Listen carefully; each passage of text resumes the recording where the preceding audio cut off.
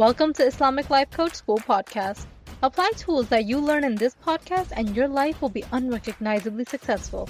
Now your host, Dr. Kamal Akhtar. Hello everyone. Peace and blessings be upon all of you. We can travel time. Maybe not physically yet, but definitely mentally. And believe me, you're already doing that numerous times a day outside of your awareness. You travel to the past, you travel to the future, you make up stories about the future, you think constantly about your past. That's mental time travel. We all have our pasts, and we intellectually know that they can't be changed. But somehow in practical life, we're living as if the past is affecting us now. Sometimes the trauma effects of the past develop immediately after a big incident, or sometimes they develop years later. Either way, we can use our mental time machines to create healing.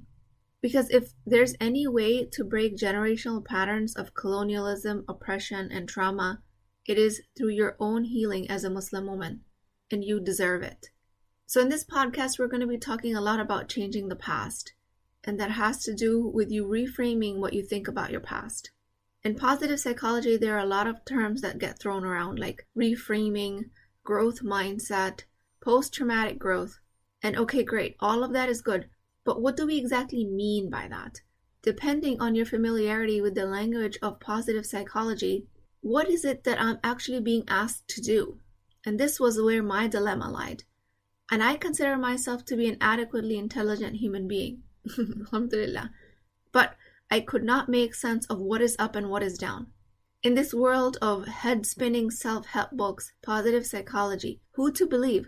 Where to bring Islamic teachings in all of this? How much can I take from what I see? What do I have to filter out? And these are the exact questions that I try to answer in this podcast.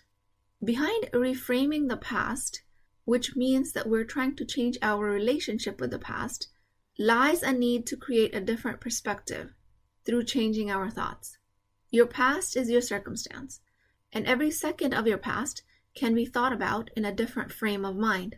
That's what it means to reframe or change your point of view about your past. This is a slow, steady, and deliberate process. We do it one thought at a time, especially if the past has a strong grip on you. No matter how heavily the past weighs on you, you can only reframe it one thought at a time. How do you climb Mount Everest? By taking one step at a time. If you've made decisions in the past that seemed to be the best choice at that time, and now you're regretting them, that decision is currently weighing you down, just remember, it was in the past and not something that you can do to change it now. If you think you made that decision because you were moved to do so by your circumstances, that is simply not true. Circumstances cannot make you take a decision. Decision-making is an action that always depends on your thoughts and feelings. Circumstances do not make you make a decision. You take your circumstances into account before making decisions with your thoughts. Always keep the key of control within your possession. You might have made a decision because you didn't see any other choice, or you chose it because out of all the possibilities that was the best decision. Either way, decision-making comes from your thinking. Stories about those decisions in the past that create regret for you in the current moment will only recreate a regretful future. The past lives in our memory only, and these memories are our thoughts.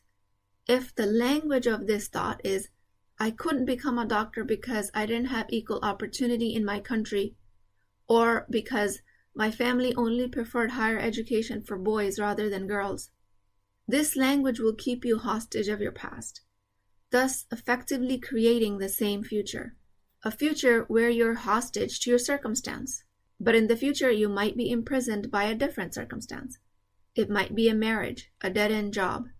But if you stay hostage to the past, it will create the same situation in the future, because that is what your mind is being trained to do. So it is extremely important that we change our language about the past. If you've been behind on your credit card payments and you're ashamed and embarrassed, this language will recreate the same future. Your future will be of more embarrassing behaviors. We reframe every single moment of the past that weighs heavily on our mind by reframing one thought about it. If you try to do too much at the same time, it will get overwhelming. The next concept I want to review has to do with acceptance. Acceptance of the past, like losing a loved one, or owning up to your decision to leave a marriage, or staying in your marriage, losing a house because of a stock market crash. This type of acceptance of the past requires commitment. Usually we think of acceptance as passivity, but truthfully, acceptance of a difficult past requires a tremendous amount of effort, if you're doing it right. It is not passive, victim mentality type of acceptance. Such and such happened to me and there's nothing I can do about it. That's not acceptance. That's being passive and letting the past dictate your current emotional state. When we think about acceptance, we make it mean that we have accepted defeat at the hands of our past. Qadr or predestination is the concept that helps you accept the past. I coach a lot on not making Qadr mean anything about your future, but accepting the past and the present moment as it is, huge mind and energy saver. The past happened exactly how it was supposed to happen. Then at least you can drop the fight. You are in acceptance. This requires commitment. Even with the concept of Qadr being so clear in Islam, we as human beings struggle greatly with just accepting what was supposed to be and what things are in the present. Think about the past and the event that you're trying to change your relationship with, and think about how much effort it will take to accept it as how it was. Agree that it happened the way it did because it was supposed to. Not telling yourself it should not have happened or it should have happened differently. When you should yourself, you are in a fight with the reality. My in-laws should have accepted me the way I am. I should have never had that miscarriage. I should have been promoted. I should have submitted that report on time. All shoulds are your fight and judgments about facts. And when you fight with facts, you will lose. So part of reframing the past is to take all of the shoulds out of your thoughts, or you will be stuck. Do not negotiate with it. Do not bargain with it. Accept what happened the way it happened, because that's how it happened. Any and all energy spent on how things should have been is a complete waste of time. Not only this rumination can't change the past, it strengthens the wrong pathways in your brain. So you get really good at negative rumination of the future. Your brain is wired to get good at whatever you feed it. If you ruminate and sulk over the past, it will really good at that for the next time. This is the flexibility of neuroplasticity. Believe it or not, while neuroplasticity is being used for positive change, it can totally backfire. Neuroplasticity can work against us when we are not directing our brain. Through this neuroplasticity, our brain gets better at rumination and generating constant negative emotions. So take the should out of the sentence about your past. Yes, this level of acceptance requires effort, but in the long run, you're saving so much time and energy that you will otherwise be wasting fighting with the past. Overall, it is a profitable bargain. And overall, it is using your neuroplasticity towards your benefit. This comes with control over your life. This effort of acceptance is truly worth it, because if you accept your past fully, you will be living a completely different life compared to if you were constantly arguing with it.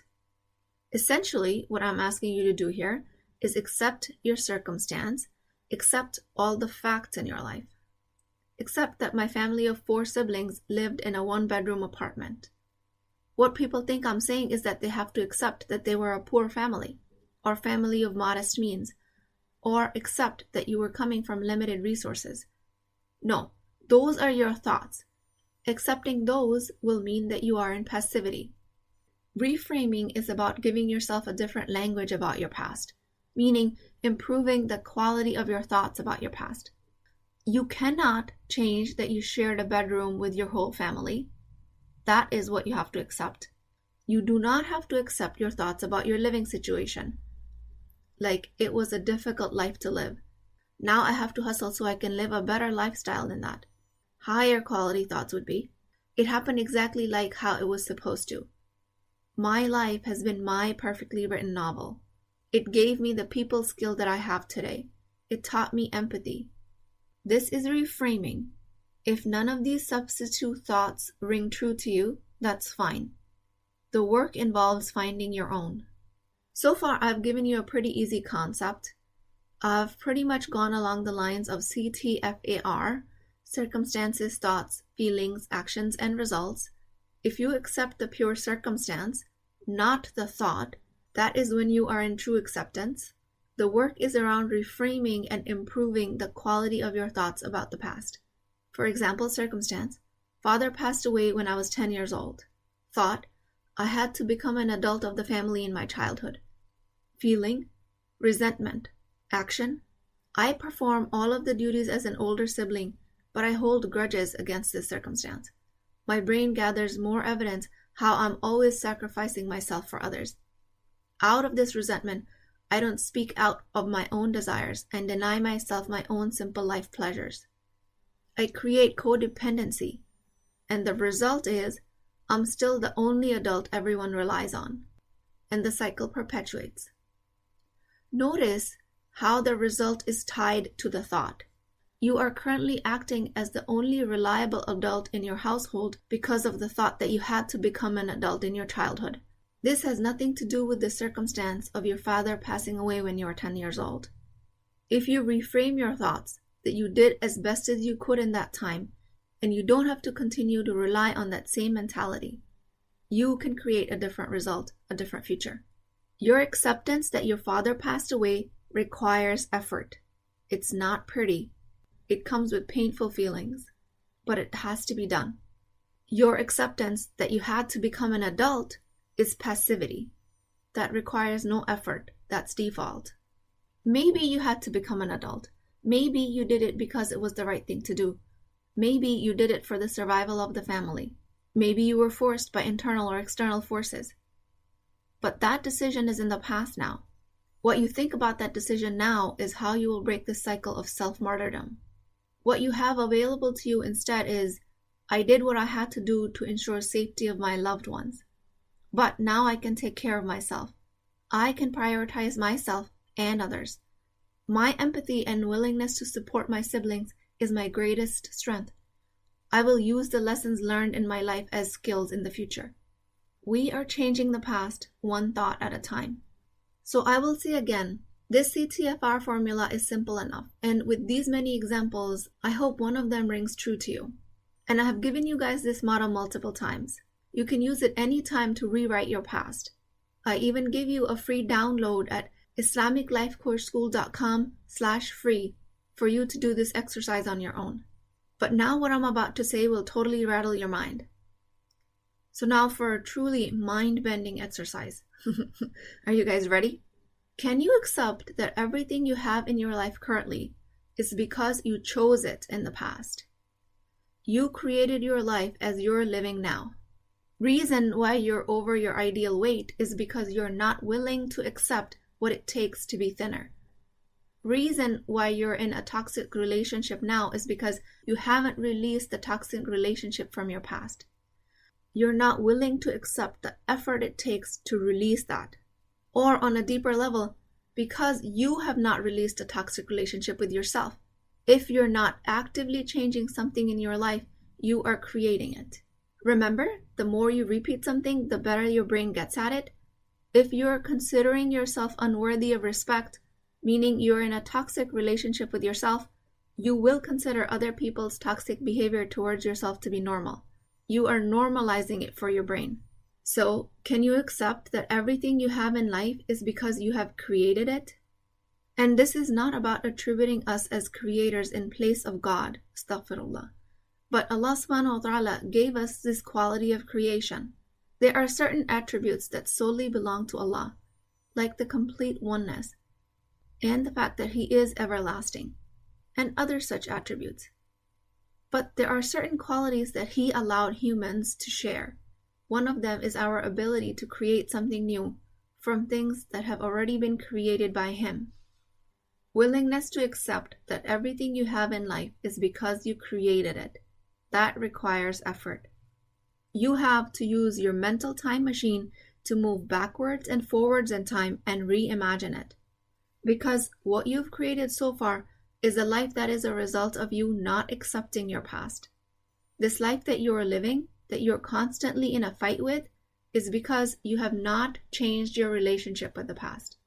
Keep asking yourself and keep being curious about how is it possible that every moment in the past was created just for me?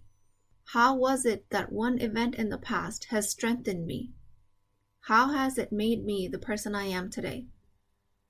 Keeping all of these questions in mind and trying to take this discussion on a deeper level, I am doing a webinar on Sunday, June 26th, 2022 at 1 p.m. Eastern Standard Time. In this webinar, we will actually be implementing what we learn in the podcast, and you will also have the opportunity to get coaching. So please join us live, because that is your opportunity to use this resource for free. No matter when your past started affecting you negatively, you will always have the option of accepting it. And you deserve that release in your life. With that, I pray to Allah subhanahu wa ta'ala that He makes this journey easy for us. I pray, O Allah, that the people of the world looking for this healing find it within their reach. I pray for strength, courage, and dedication towards this work, because sometimes things get worse before they get better. And I pray that my clients and all the Muslim women listening to this podcast find safety in my work, so they can then do this work of healing for themselves moving forward. May Allah subhanahu wa ta'ala reward all of you for doing this work. I do believe that your obligations towards your family, community, and career are secondary, because your obligation towards yourself is primary, because that's how you find true connection with your Creator. Please keep me in your du'as. I will talk to you guys next time. If you're interested in getting coached by me, I'm offering a very affordable opportunity to do that with Wisdom Wednesdays. This is not a course, not a lecture. This is an opportunity for live coaching, real change with Islamic adab and etiquette. You do not need more information. You actually need a space to create change. At $19.99 a month, which is the price of takeout dinner, you as a Muslim woman will create confidence, intimacy, and connection without shame or fear of judgment, because your privacy is my highest priority. So join at www.islamiclifecoachschool.com, resources, Wisdom Wednesdays.